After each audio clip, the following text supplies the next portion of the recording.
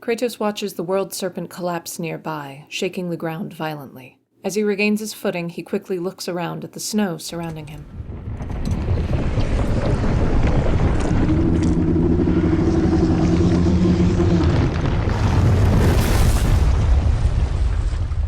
Boy? Boy! I'm good. I think I'm getting kind of used to this. They stand by the small channel near the giant Thamur's corpse. What happened to him? Something we did? No. Something else. A dead giant. Why would the serpent leave us here? Ice and snow cover the rocks nearby. Look! A falcon circles above, then twirls to the ground in a burst of light and feathers, transforming into a familiar woman. Freya. We can still trust her, right? Until we know for certain, keep her distance. The world serpent. What's happened here? We hoped you would know. You are far from home. I'm looking for my son. The two of you. You helped me see things more clearly. You do not know where he is then? No. But the woods and fields speak his name. I know he walks here in Midgard.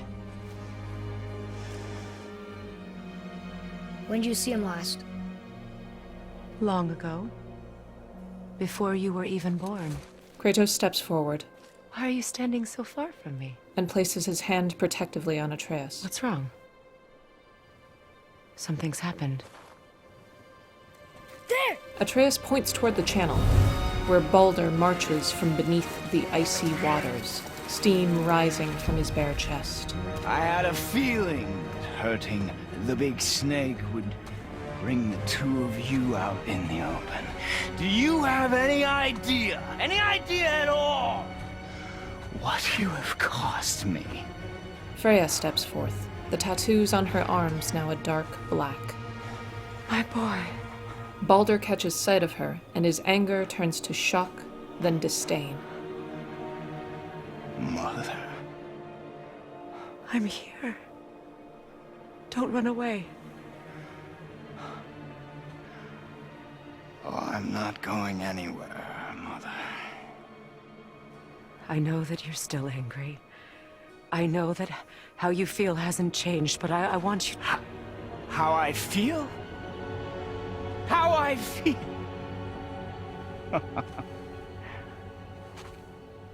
I've spent the last 100 years dreaming of this moment. I rehearsed everything I ever wanted to say to you, every word, to make you understand exactly what you stole from me. But now, I realize I don't need you to understand anything. I don't need you at all. Back off, Kratos. This has nothing to do... Kratos glowers. This path you walk. Vengeance. You will find no peace. I know. You... I'll deal with you later. But family first. He advances on Freya, but is stopped by Kratos' hand upon his chest. He looks annoyed. This again? Objective: defeat Baldur. You have to go! Please! I can reach you! You have to stop fighting! Tree roots, summoned by Freya, ensnare both Kratos and Baldur. Kratos breaks free first. Listen to me, both of you! I won't hurt you, but you must stop this!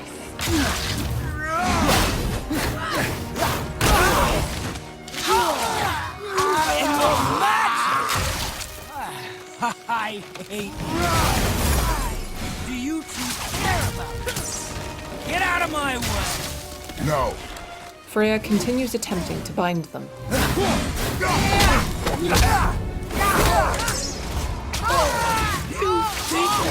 Hold me?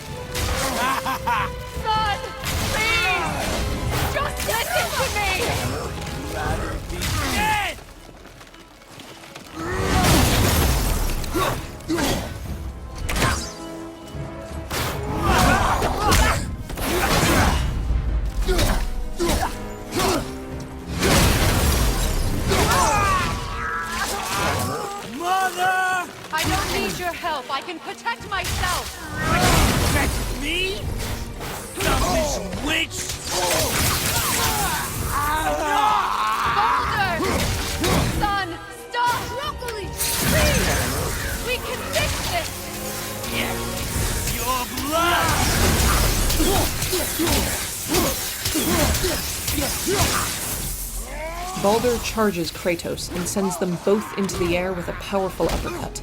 I said stop!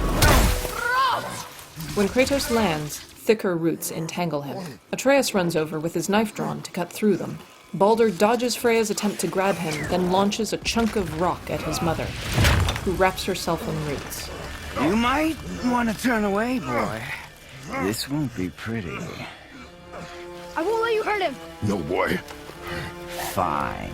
Stop! Baldur punches Atreus into Kratos' arms. No! Atreus!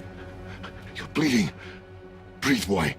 Breathe! A stunned Atreus motions to his chest. Not my blood. Baldur stares at his hand where it is impaled by the tip of a mistletoe arrow. His rune tattoos begin to shimmer. What is that?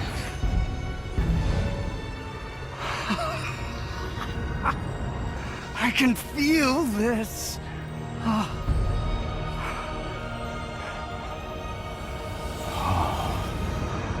can feel everything. On a ledge above them, Freya falls to her knees. He's vulnerable now? Baldur feels his own chest and arms blissfully. Then his expression hardens and he advances on the pair, before being ensnared by roots.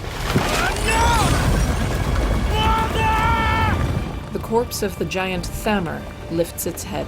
You will not do this! Staring with dead eyes, a knife lodged through its forehead, it reaches for them both with a massive hand.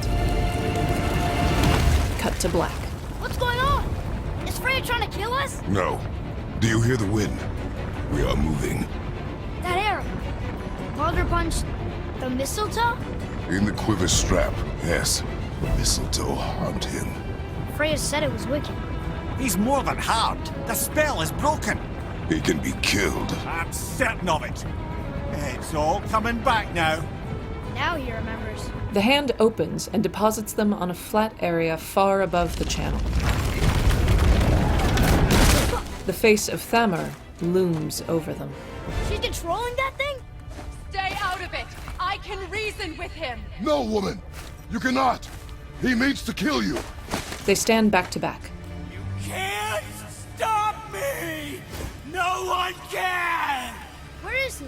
I don't care if he kills me. I will protect him. I will not let him die. Don't touch him. This will all be over soon. There! Baldur charges in and is met with Kratos' shield. Stop this! Now! Oh, it's wonderful. Thamur's hand slams the ground, sending a wave of ice that stuns the combatants.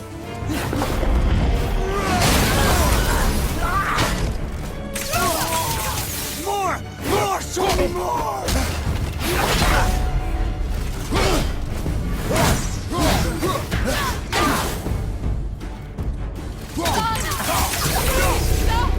I can make this right!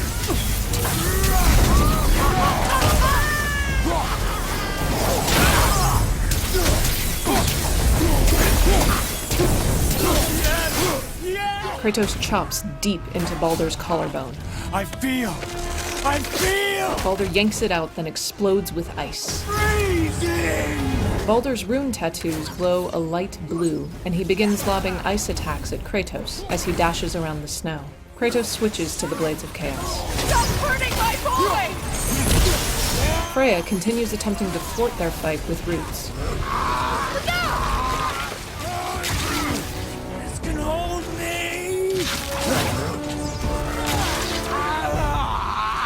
You weak mother! I'm coming for you! Thamur blows an icy wind, kicking up snow and debris. Wind! Feel them!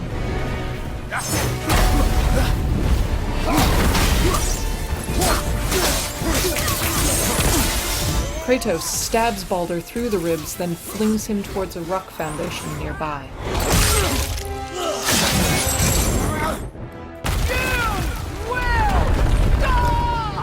Thamur's hand lands protectively in front of Baldur. Kratos jams his hands under a flat surface on the giant's ring and strains to lift the entire hand. He exposes a red spot underneath. Boy! Twist up! Baldur runs forward before all three are knocked away by the blast. Kratos tumbles down crumbling ruins into a pit. Atreus! Atreus! I'm up here! I'm okay! Atreus rights himself atop an archway. I'm doing wonderful. I've never felt so alive. He glows as though aflame. Stop this! Reba! The hand of Thamur slams the ruins above them, its palm glowing orange. In the pit, several green and brown legions drop onto the ground. The small, poisonous legions will pile onto Kratos, disabling him if allowed to get too close. I knew it was going to feel so rewarding now. Baldur shoots fire projectiles and lava at Kratos, sending sparks and ash floating through the air. Kratos hurls his axe into Baldur's shoulder, knocking him back against a stone wall, then recalls it.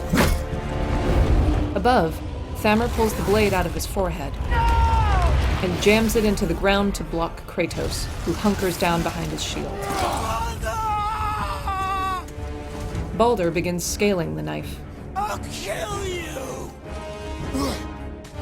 And Kratos follows behind soon afterward. He stumbles, then looks towards the archway as the blade begins to move. Atreus! Atreus leaps, and Kratos catches him by one arm. Stay away from my son! You don't have to do this! The blade ascends all the way up to Thamur's eye level. There! Stop him! Atreus draws and looses at Baldur, who is near the giant's fingers. Kratos charges but is countered and pinned down. Baldur begins punching wildly. Please! There has been enough pain! Shut up, mother! Atreus fires at Baldur. Kratos gains the upper hand just as the huge blade starts tipping. They stumble, slide, then Kratos catches Atreus by one leg while hanging from Baldur's foot. Kratos hangs from him, taking several kicks to the face. Atreus fires, then is flung into the air by Kratos. Both arrows hit. Kratos regains his footing and wraps Baldur in a headlock. Before Atreus can fire again, Baldur flings them backward off the knife. Atreus leaps down after them, firing arrow after arrow. They collide with hard rock and grapple.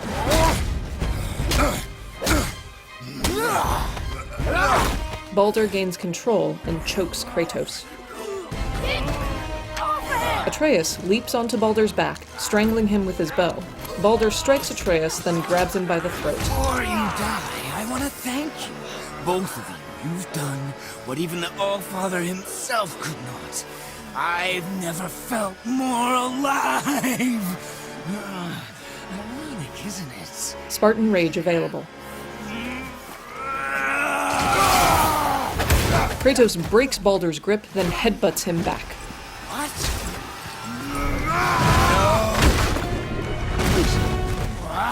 Why won't you die? They stumble onto an overlook of intricately carved stone.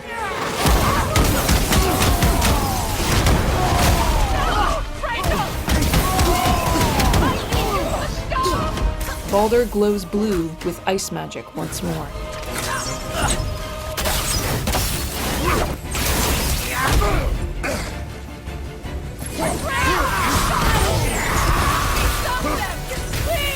The immobile head of the World Serpent rests in the background of one side, while the corpse of Thamur watches from the other. Baldur switches to fire magic with an explosive blast. Baldur begins rapidly switching between ice and fire, and Kratos cycles between the Leviathan axe and the Blades of Chaos in response.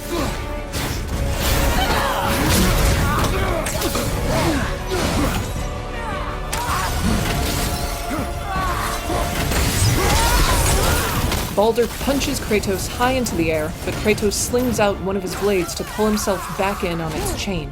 He collides with Baldur. Atreus charges in, and a series of square prompts alternate blows from father and son.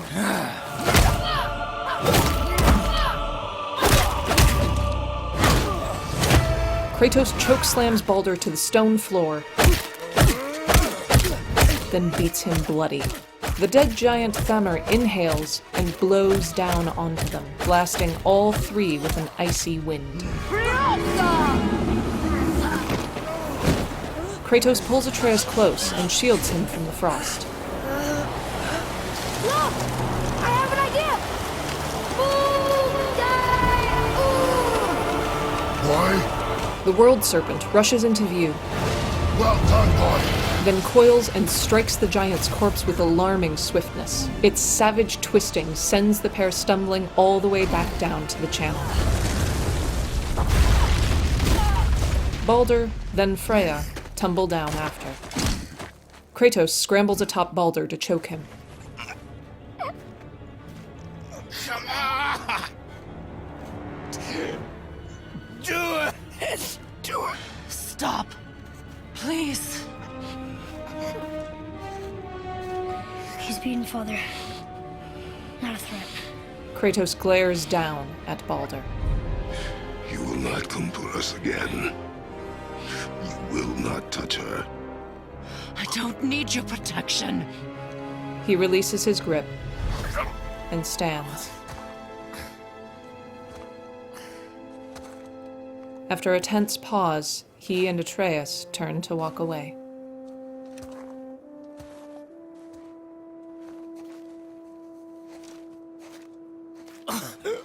Just can't help yourself. Can you, Mother?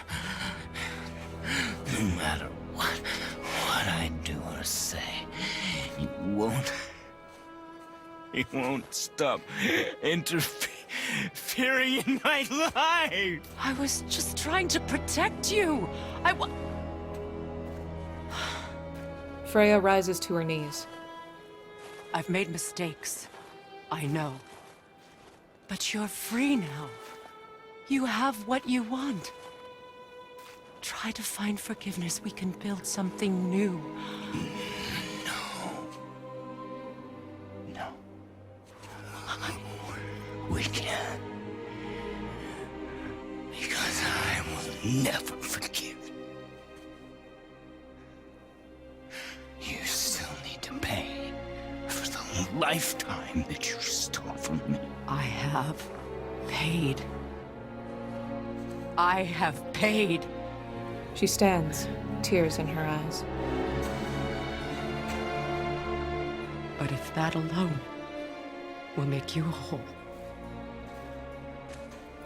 if seeing me dead will make things right,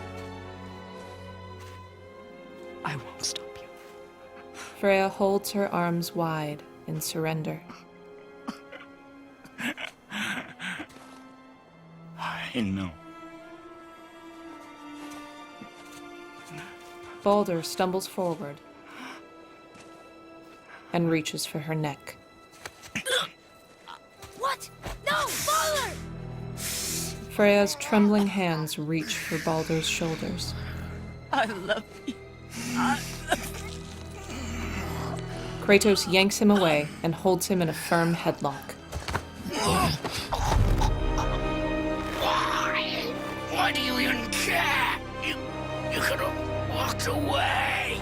The cycle ends here. Must be better than this. Kratos snaps Baldur's neck. He crumples to the ground as the whites of his eyes turn red. And he breathes his last. Freya crawls to him, hands fluttering frantically over his body. No, my boy! My dear sweet boy! Her posture goes suddenly rigid as she stares down at Baldur. Freya. He chose this. I will rain down every agony every violation imaginable upon you. I will parade your cold body from every corner of every realm and feed your soul to the vilest filth in hell. That is my promise. He saved your life. He robbed me of everything.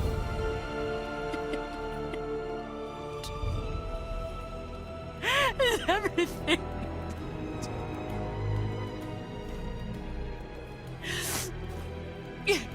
You were just an animal. Passing on your cruelty and rage, you will never change. And you do not know me. I know enough. Does he? Kratos gazes into the distance as he speaks. Boy! Listen close. I'm from a land called Sparta. I made a deal with the god that cost me my soul. I killed many who were deserving. And many who were not.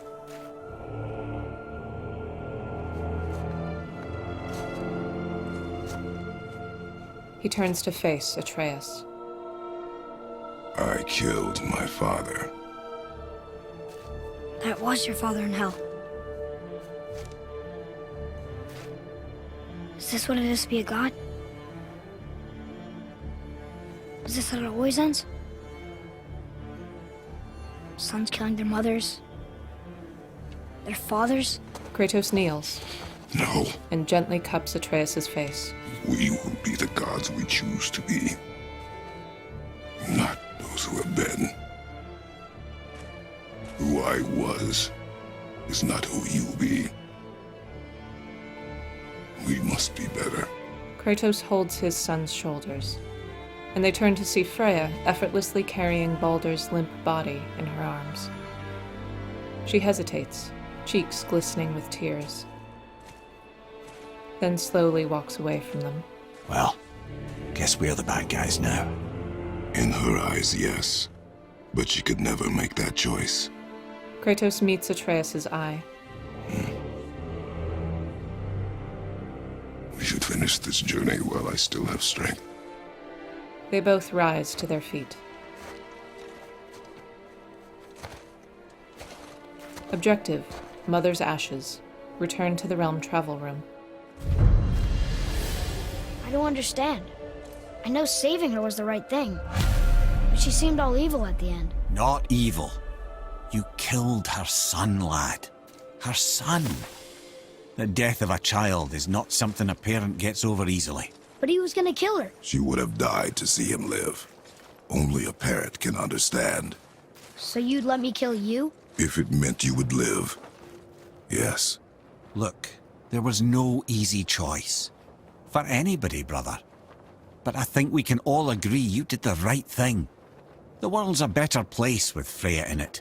Just give her time, lads. She'll come around. Back to Tyr's temple, then. One last time. Aye. Jotunheim awaits. Why did Baldur say we cost him? Odin must have convinced him that following you to Jotunheim would bring his cure. Lies, I'm sure. Why did Mistletoe break the spell? Vanir magic is powerful, but its rules are slippery and elusive. I'm sure it pretends to be a witch. Oh, but it's also bloody tragic. Baldur was the greatest gift Odin granted Freya. The one thing she treasured from their marriage. She only hoped to spare him pain and spare herself loss. But such impulses can lead good parents to make terribly stupid decisions. Kratos uses the Mystic Gateway to return to Tyr's temple, leaving behind the corpse of the giant Thamur, where it once again lies still and grey in the snowy rock. They enter the massive golden doors to the realm travel room, where the world tree glows merrily in blue and white. Here we go! I can't believe we're gonna see the giants! Well, if things worked according to plan... Mother's ashes. Objective: open a passage to Jotunheim. Go ahead and lock in Jotunheim and we'll be on our way. Probably.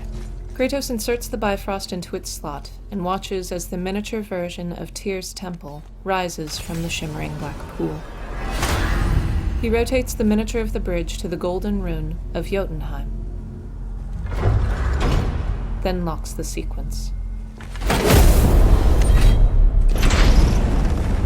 The world tree pales and fades to yellow, and the miniature sinks back into the pool. Boy, ahead. Get ready. Oh, right. Got it. Atreus grabs Mimir's head. Let's hope this doesn't cause you to explode or anything. Oh, hadn't considered that. Maybe we should talk about this a bit more. Nah, I'm sure you'll be fine. Ready? Atreus holds up Mimir's head, That's unpleasant! where it is struck by a beam of light. His eyes glow yellow. Now, boy! Atreus turns toward the door and aims Mimir's head so that beams of yellow light strike it.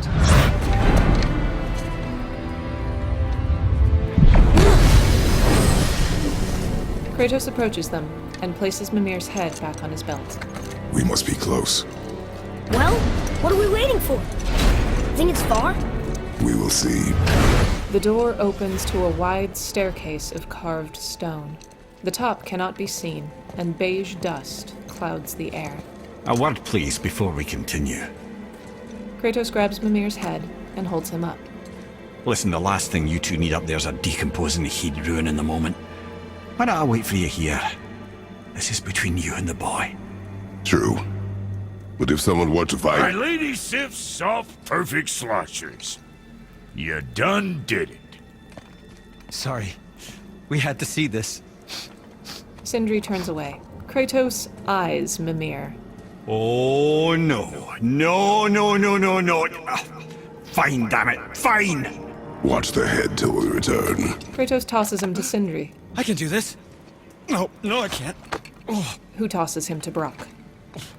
Okay. Brock bounces the head in his arms as though it's a small baby. Ready. Atreus smiles and nods. Come. Objective: find Jotunheim's highest peak. They begin ascending the stairs.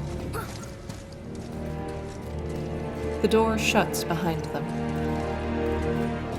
I have plans for you. You hurry back, please? Don't flatter yourself, goat boy. To either side of the staircase, all that can be seen is thick dust and a diffuse golden light. Massive dead tree roots wind alongside the carved stone, and tiny motes of light float through the air.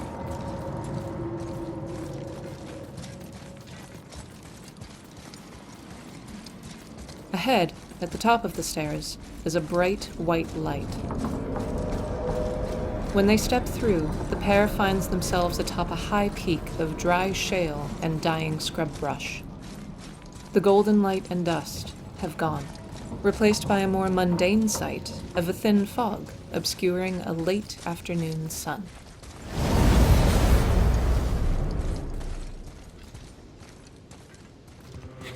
Look! We're on the giant's fingers. I can see the highest peak ahead. Right over there. Atreus looks up to his father. We did it.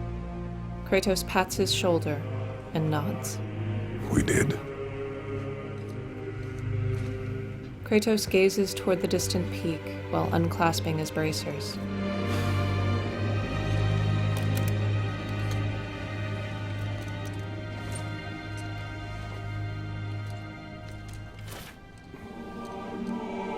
He begins unwrapping the bloodied linens encasing his forearms. What are you doing? I have nothing more to hide. He holds his arms aloft, allowing a sudden breeze to unravel them and carry them away, bearing his scarred flesh.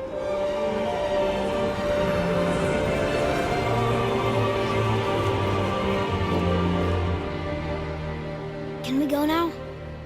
We're so close. Kratos takes a moment to recover. Boy, He holds the yellow fabric bag out to Atreus, who who freezes nervously. Kratos drops to one knee.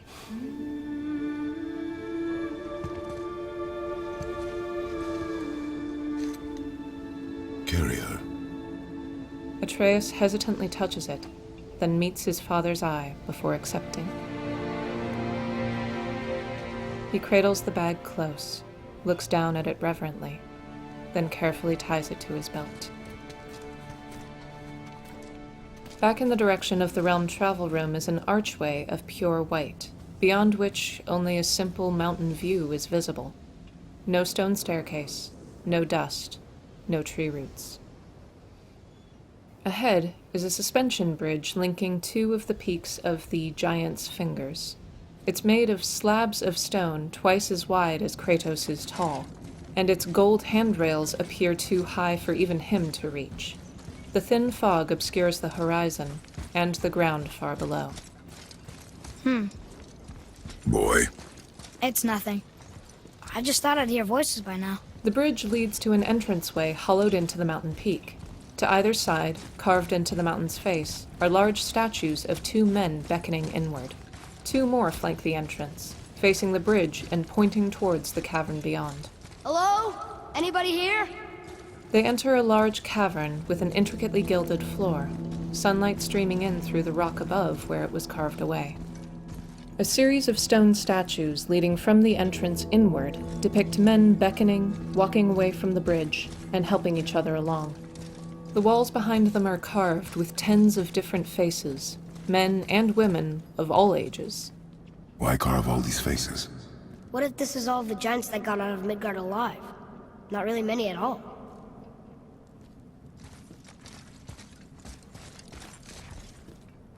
What is this place? They must have all come through here when they left Midgard. What was left of them. Long bolts of tattered red fabric hang from the ceiling, in what may have once been a decorative manner. Kratos approaches a flat section of wall, covered in carved runes. Odin and Thor, ruining everything for everybody. Atreus writes diligently in his journal. Journal entry, The Dream of Midgard. Quote, Midgard was a dream of what could be if we shared and collaborated. Jotnar, Aesir, Vanir, Elf, Dwarf, and mortals most of all. It was beautiful, but not everyone is capable of sharing. Some believe anything uncontrolled is savage and threatening, and so we were mocked, and tricked, and used, and then slaughtered. Odin and his tribe were barred from our realm, but it was not enough. The wrath of Thor and his terrible hammer have thinned our number in Midgard to the brink of ruin. There is no option but to withdraw, while yet any of us live to do so. End quote. Odin and Thor would have killed all the giants if they could, and they got away with everything. Where are they now? The giants came back home so they could survive. But I'm not sure they did. Kratos approaches another wall of text at the rear of the cavern. Huh. Who's the Guardian? Journal entry. The Guardian returns. Quote, We foresee Midgard's fate, overrun, a second hell. Neither Odin nor his dead may reach Jotunheim. The ways must be shut. The Serpent and the Guardian remained. They alone shall keep our hope. When doom befalls the indestructible, only then shall the Guardian return. Until then, we await a better world, one without fear, without greed, without war. We wait for deliverance and justice. We wait for a champion. We will wait for word that gods grow good. End quote. Hope that world gets here soon. Kratos ascends a short stair, leading to a small platform overlooking the remainder of the cavern. I should feel them, but I don't. This place is dead. What happened to them? Why'd Mom send us here? One question is answered, and two more take its place. The floor is paved an ostentatious deep blue inlaid with gold. Crumbling stone and dust litters its surface. They head towards a broken hole in the rear wall. When Atreus touches it, the plain stone facade crumbles away instantly. Wait! Father! Something's happening! The effect cascades across the entire wall, revealing brightly colored two-dimensional carvings of epic scenes. They stare at one carving of a proud woman dressed in gold and red, holding an axe. It's your axe. It's Mother. Look. She's arguing with a bunch of giants. She knew giants? Atreus jogs to the next cluster of carvings. That's us. The first time we met the world serpent. But how? And our fight with Baldur. But that just happened. Wait. They knew everything that was going to happen. The dragon in the mountain, the stone mason, all these drawings. This is our story. No. This is your story. But what does it all mean? That I was not the only parent with secrets.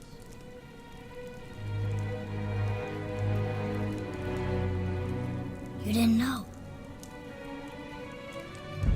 She was a giant. He steps back in disbelief, looking around at all the carved faces watching him. I'm a giant.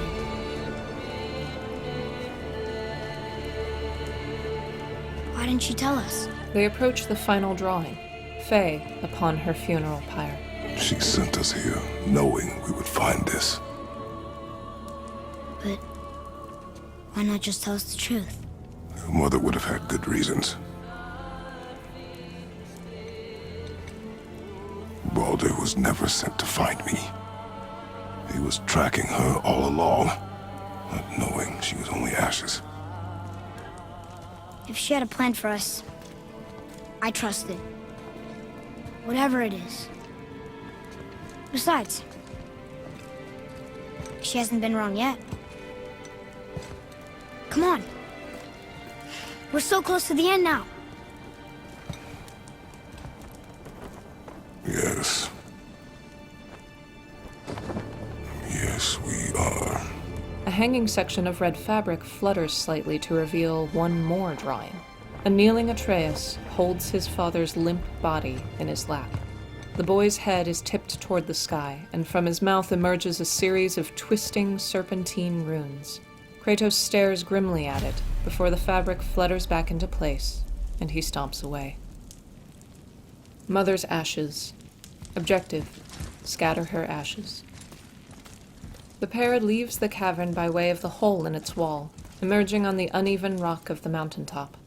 Atreus runs over to the familiar yellow runes and arrows, which mark a climbable surface. Look. It's Mother's. She was here. She saw every step we took before we took it. Like she was always with us. Watching over us. Leading us home. Let's finish it. This set of runes is unique in that it has a distinctly brighter handprint at its center, identical to the ones used to mark the trees near their home at the start of the journey. Kratos ascends, passing scrub brush and small patches of desert flowers on their short ascent.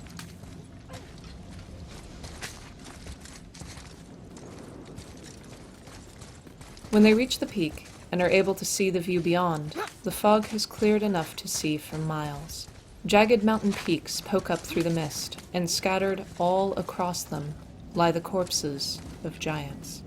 A dozen massive bodies, clad in armor and leather, have stained the beige rock with their red blood. Each appears to have died in a state of noticeable unrest.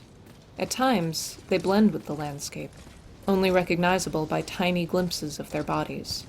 A face contorted in agony, a slumped back, a limp hand atop an arm reaching for the sky.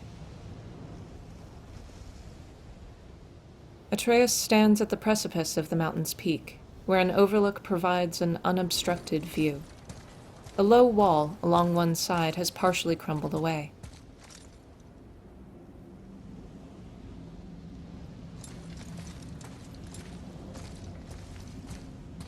Kratos approaches Atreus, places a hand on his shoulder, then lifts him onto the low wall.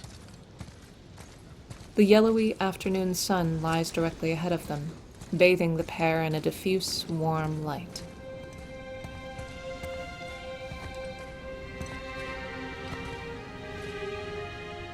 Atreus reaches for the yellow bag on his belt, uncinches it, and offers it to Kratos. He looks down at it. Father?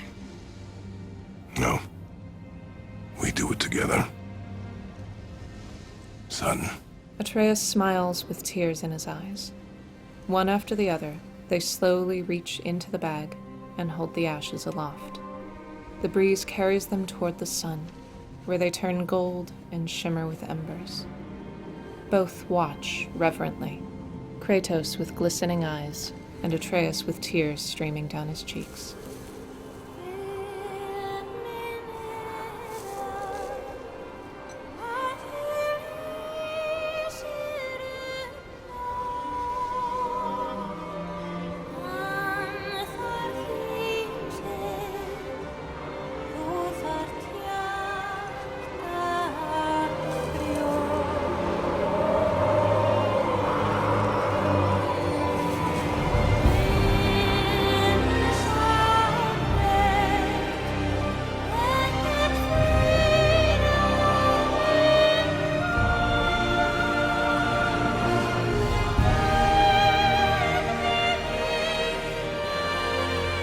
Goodbye, Faye. I love you, Mom. Kratos has his arm around Atreus. The giants. They really are all gone. There's nothing for us here. They turn and begin walking back. Come. Atreus walks along the low wall, nearly at eye level with his father. So, I get that Mother was a giant, which makes me part giant and part god. And part mortal. Right. I guess there's just one thing I don't understand. They pause to face one another. My name on the wall. The giants called me... Loki? Loki. That's the name your mother wanted for you when you were born. She must have called you that to her people. But why? A question for another day. Let us go home.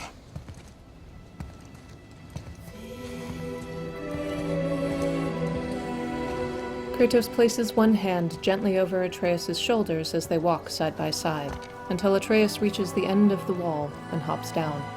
Complete. Mother's ashes. Objective: the journey home. Return to Tyr's temple.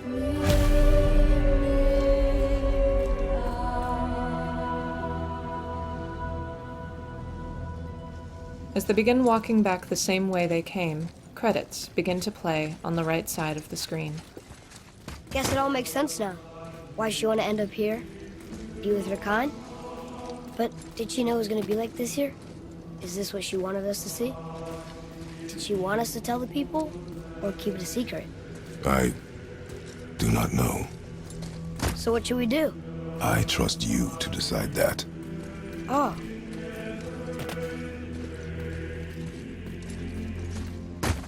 The camera is deliberately placed so that Kratos is shifted to the left side of the screen as credits continue to fade in, then out, unobtrusively.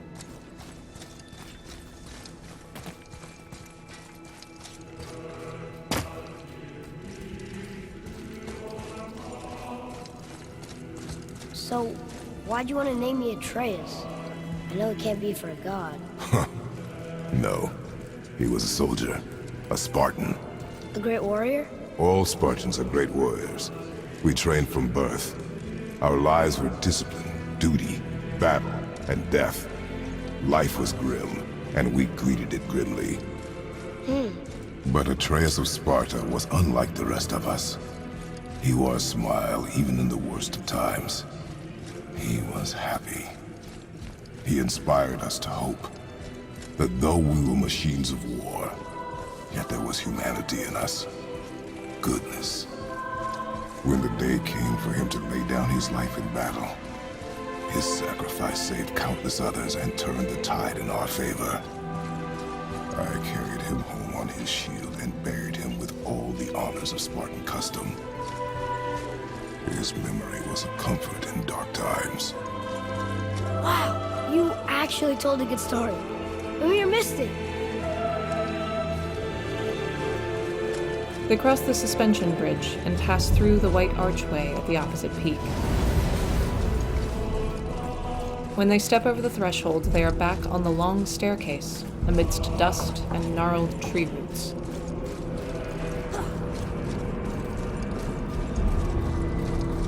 I understand if you want to go home, but I bet there are still some corrupt developers out there that could be set free.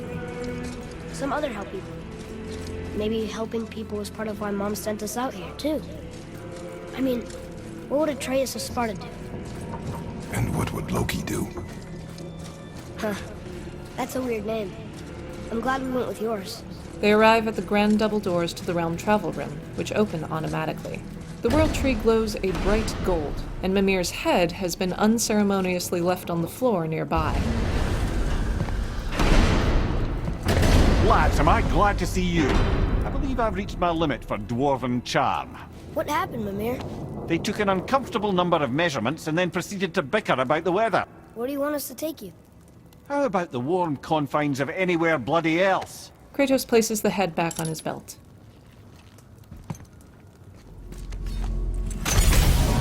Kratos initiates the realm travel sequence back to Midgard. Before we return to Midgard, I should warn you. More time has passed than you likely realize. The snowfall that began when you slew Balder has become something else. The stuff of omens. Omens, for the coming of winter. Not just any winter, but a great winter to span 3 summers. And when it's done, Ragnarok begins. Ragnarok? From snow? Snow. Lots more snow. And then the end of the bloody world, in that approximate order. Another prophecy. No, brother. Prophecy doesn't expect this for 100 more winters at least. You've changed something. Prophecy didn't count on you. Kratos jogs up to the door of the realm travel room and opens it to Brock and Sindri's shop.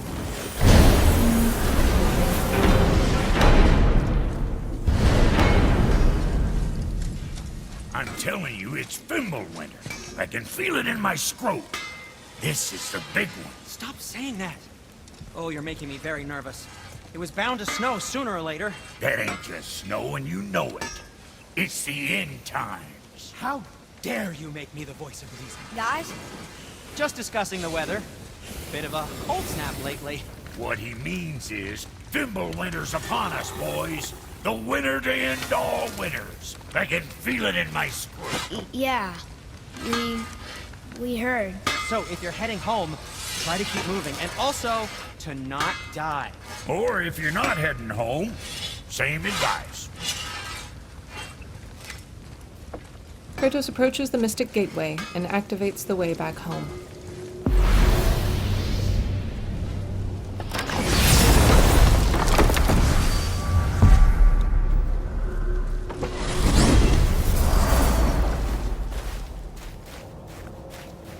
We're finally home. Feels like a lifetime ago. Bit drafty, maybe. It's a right improvement over having tree bark in your tadger. A light snowfall fills the air, and their yard is covered in the fresh snow.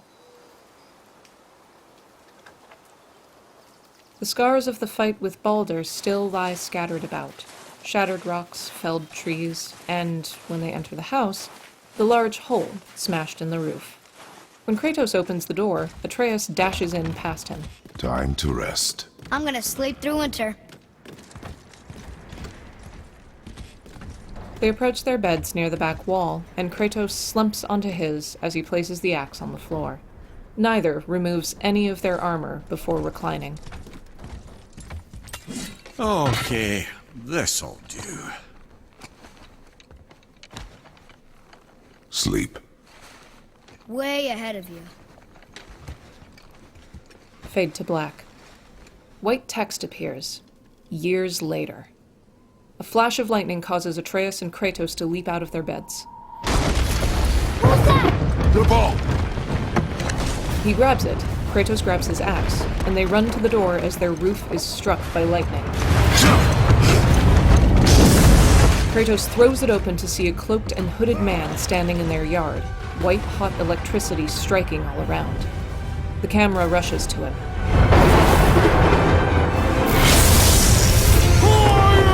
The man throws back his cloak to reveal a hammer on his hip, crackling with thunder.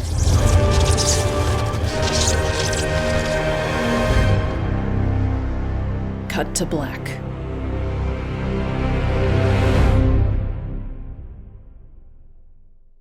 Traditional credits begin to roll slowly.